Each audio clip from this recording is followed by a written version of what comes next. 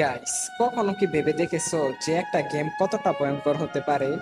আজকের গল্পটা এমন একজন ছেলেকে নিয়ে, যে কিনা একটা সময় পড়ালেখায় খুবই ভালো ছিল, কিন্তু ফ্রি ফায়ারের নেশায় পড়ে সে তার জীবনের সব থেকে গুরুত্বপূর্ণ মুহূর্তগুলো হারিয়ে ফেলেছে। ছেলেটা কি এমন করেছিল, আর ছেলেটার ভুল কি ছিল? গাইস, বিশ্বাস করো, এই গল্পটা শোনার পর তোমার চোখের পানি তুমি ধরে রাখতেই পারবে না। তো চলো আজকের গল্পটি শুরু করি। সুহান ছিল ঢাকার মধ্যবিত্ত পরিবারের ছেলে।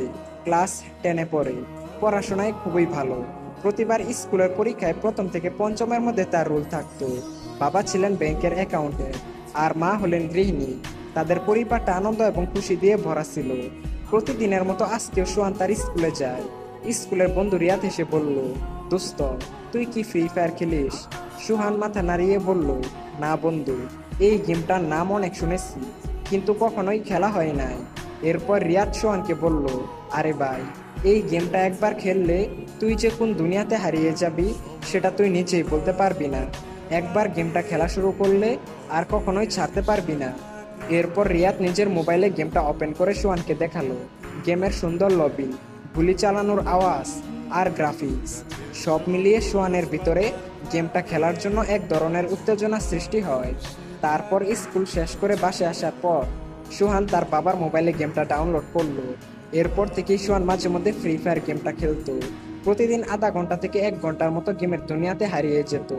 শুরুর দিকে সোহান তেমন একটা ভালো খেলতে পারতো না, বারবার খালি মারা যেত। কিন্তু গেমের লবিতে দাঁড়িয়ে থেকে অপেক্ষা করা, টিম মেম্বারদের সাথে কথা বলা, এসব তাকে গেমের ভিতরেই ধরে রাখতো। সুহানের জীবন তখন অনেকটাই স্বাভাবিক ছিল। স্কুল থেকে বাসায় আসার পর হালকা পড়াশোনা, পরিবারের সঙ্গে সময় কাটানো, মাঝে মাঝে বন্ধুদের সঙ্গে মাঠে ফুটবল খেলা, এসবই ছিল তার নিত্যদিনের কাজ। প্রথম দিকে গেম খেলাটা ছিল শুধুমাত্র বিনোদনের জন্য, কিন্তু সময়ের সাথে সাথে গেমের প্রতি আগ্রহ দ্রুত বেড়ে গেল। রাতের বেলা মা ডাকলে সে বিরক্ত হতো, এই তো মা, শেষ ম্যাচ। কিন্তু সেই শেষ ম্যাচ আর শেষ হতো না। আর আস্তে আস্তে সোহানের খেলার সময় বাড়তে লাগলো।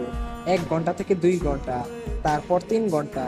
গেমের প্রতি আগ্রহ এতটাই বেড়ে গেল যে সময় কোন দিক দিয়ে যাচ্ছে সেটা সে বুঝতেই পারতো না।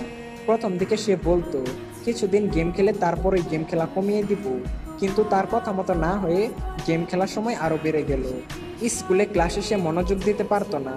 বই খুললে ফ্রি ফায়ারের ম্যাপ দেখতে পারতো, বইয়ের মধ্যে চোখ থাকলেও মনোযোগ পড়াশোনায় থাকতো না। গেমের নতুন আপডেট এবং র্যাঙ্ক স্কোর কিভাবে বাড়ানো যায় সেটা নিয়েই সবসময় চিন্তা করতো। তার বাবা মা প্রথম দিকে কিছুই বুঝতে পারেননি, ভাবলেন হয়তো একটু সময় কাটাচ্ছে। সুহান পড়ালেখায় সময় না দিয়ে এই ফ্রি ফায়ার গেমের পিছনে সময় দিতে লাগলো। তার স্বপ্ন হয়ে উঠলো সে একদিন ফ্রি ফায়ার গেমটার মাধ্যমে অনেক বড় ইউটিউবার হবে, এবং তার কাছে বিবেচও থাকবে, আর সবাই তাকে গেমের মধ্যে অনেক সম্মানও করবে। স্কুলের সময় হলে সে স্কুলে না গিয়ে বিভিন্ন জায়গায় বসে ফ্রি ফায়ার খেলতো। কিছুদিন পর সোহানের মা তাকে ধরে বলল, বাবা, এত গেম খেলছিস কেন? চোখের সমস্যা হয়ে যাবে তো, পড়াশোনার অবস্থা তো খুবই খারাপ হয়ে যাচ্ছে। সোহান জবাব দিল, মা, আমি সবকিছু সামলাতে পারবো, কোনো সমস্যা নেই। কিন্তু সোহানের মা ঠিকই বুঝতে পারলো তার ছেলে এখন অনেকটাই বদলে গেছে।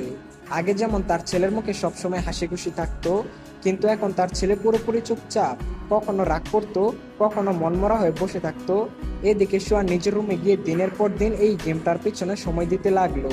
গেমের প্রতি আসক্তি এতটাই বেড়ে গেল যে প্রতিদিন 15 থেকে 18 ঘন্টার মতো র্যাঙ্ক পুশ করতো। আর সেই কারণে